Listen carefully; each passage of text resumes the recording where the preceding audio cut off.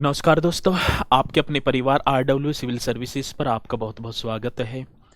मित्रों, आशा करता हूं कि आप सभी अच्छे होंगे, बढ़िया होंगे, खुशहाल होंगे और जहां भी होंगे एकदम बेहतरीन होंगे।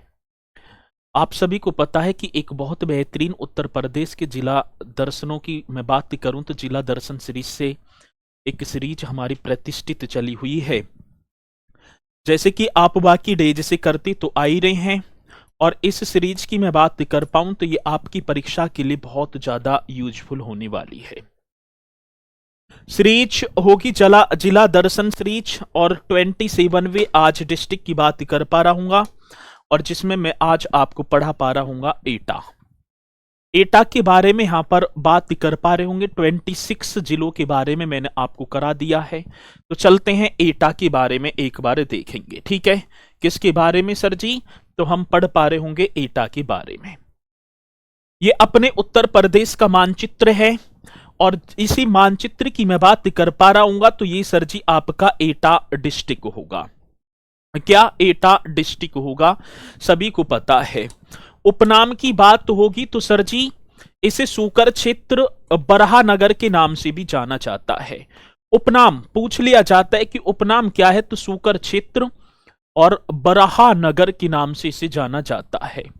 जिला मुख्यालय की बात कर पा रहा हूंगा तो आप बता देना सर जी, एटा इसका जिला मुख्यालय होगा। क्वेश्चन पूछा जाता है कि जिला मुख्यालय क्या है, तो सर जी आप एटा यहां पर एकदम करेक्ट बता पा रहे होंगे। चलो, ये भी होगा।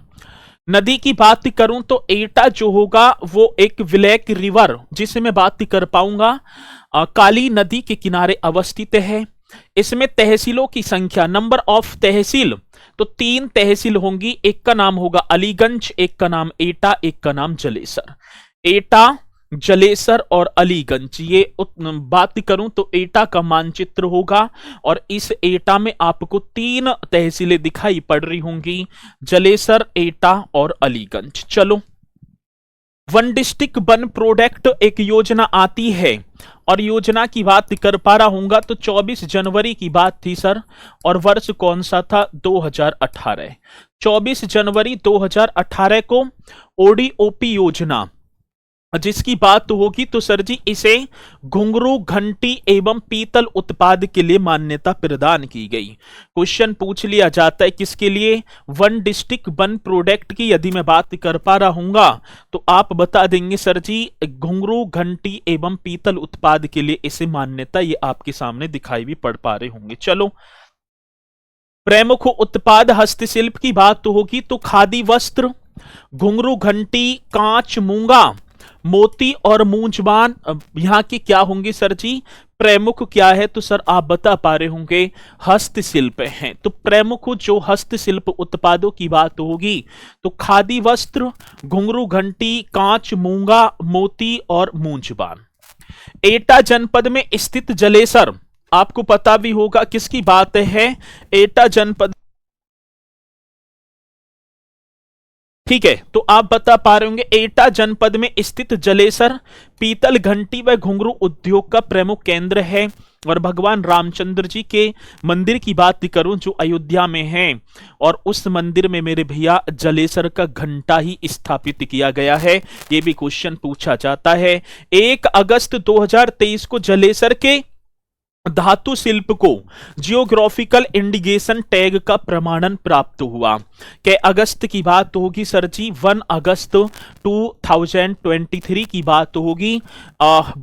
धातु शिल्प को जियोग्राफिकल इंडिकेशन टैग भी प्रदान किया गया। काली नदी के तट पर स्थित एटा जनपद को पृथ्वीराज चौहान के एक सरदार हुआ करते थे, जिनका नाम था संग्राम सिंह। ठीक है, तो काली नदी के तट पर स्थित एटा जनपद को पृथ्वीराज चौहान के सरदार राजा संग्राम सिंह ने बसाया था। यह भी आप बता देंगे यदि क्वेश्चन आएगा तो। उत्तर वैदिक कालीन स्थल था जिसका नाम था अतरंजी खेड़ा। मैं बात करूं उत्तर वैदिक कालीन स्थल जिसका नाम होगा अतरंजी खेड़ा को चीनी यात्री हुएनसांग ने पी लो सा ने नाम से संबोधित किया। यह भी क्वेश्चन पूछा जाता है। उत्तर वैदिक कालीन एक स्थल होगा जिसका नाम होगा अतरंजी खेड़ा, और अतरंजी खेड़ा को चीनी यात्री वेनसांग ने पिलोसान नाम से संबोधित किया है? ये भी अपने में बड़ा बेहतरीन क्वेश्चन होगा, बता पा रहे होंगे। पर्यटन स्थलों की बात करूं, अतरंजी खेड़ा होगा, जलेसर होगा, मारहरा होगा, चछैना गांव, वो चछैना गांव जहां पर पानी से चलने वाली एक आटा चक्की स्थित है, आबागढ़ का किला ये आपको दिखाई दे रहा होगा, कैलाश मंदिर भी होगा, और कादिरगंज ये आपके कहां पर एटा जनपद में पर्यटन स्थल है। ये भी आपको नोट कर लेना है। एटा जिले के चछैना गांव में पानी से चलने वाली आटा चक्की स्थित है और देखने दिखाने लायक है। एटा जिले का जो चछैना गांव है में पानी से चलने वाली क्या होगी सर जी? आटा चक्की स्थित होगी। ये भी आप बता पा रहे होंगे। ठीक है, चलो। प्रवासी पक्षियों की शरण स्थली पटना पक्षी विहार, जिसे 1990 में इस्टेब्लिश किया गया, इसी जिले में स्थित है।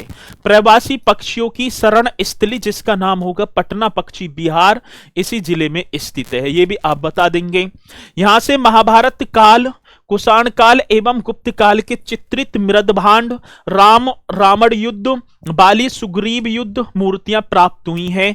ये भी पॉइंट आप बताएंगे। यहां से महाभारत काल की बात होगी, कुषाण काल एवं गुप्त काल के चित्रित मृदभांड, मैं बात करूं रावण के युद्ध जैसी, बाली सुग्रीव युद्ध जैसी मूर्तियां प्राप्त हुई हैं। चलो, प्रमुख औद्योगिक इकाइयां लिप्टन इंडिया यहां पर होगी, Nyoli sugar factory, standard handloom, ठीक है ना, पीतल तथा आयरन उद्योग यहाँ के प्रमुख उद्योग हैं। मतलब कि लिप्टन इंडिया कंपनी है, एक न्योली शुगर फैक्ट्री है, स्टैंडर्ड हैंडलूम है, पीतल तथा आयरन उद्योग यहाँ के प्रमुख उद्योग हैं। ये भी आप बता पा रहे होंगे।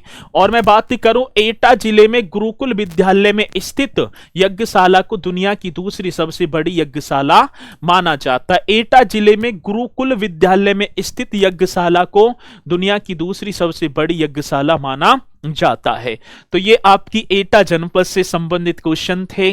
और जो एटा वाले बच्चे होंगे वो तो एक बार जरूर बताएंगे कि आपको आपका एटा जनपद कैसा लगा। और बाकी सभी कमेंट्स करके हमें जरूर बता पा रहे होंगे कि क्लास आपकी परीक्षा के लिए आपके लिए कितनी यूजफुल है। तो एक बार सभी जरूर बताएंगे। इसी के साथ मित्रों मैं अपनी वाणी को दे पा रहा हूँ विराम। तो सभी बोलेंगे सर जी जय हिंद जय भारत।